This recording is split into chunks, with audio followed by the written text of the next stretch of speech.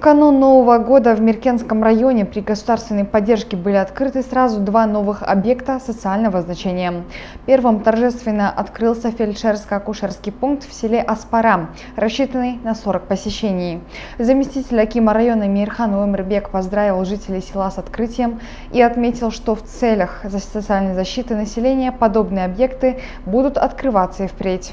В этот день в сельском округе Андас-Батыр состоялось торжественное открытие нового спортивного комплекса. На церемонии открытия присутствовали заместитель акима района Ернар Гали Олы, жители села и любители спорта. Новый спортивный комплекс оснащен современным оборудованием и создает все условия для занятий различными видами спорта, включая волейбол, баскетбол, теннис, футбол и борьбу. В комплексе также работают квалифицированные тренеры и специалисты.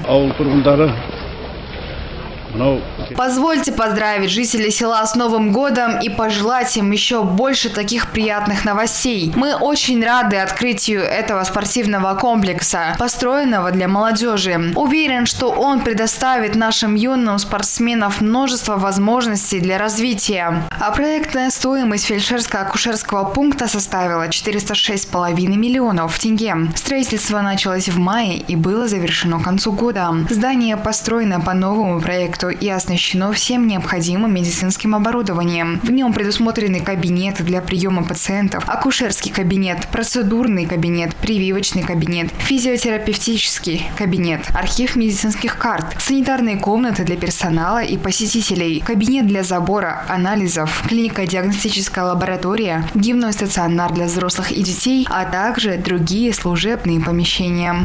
Сара Абдиева, Алимжан Ахпаев, 77 News.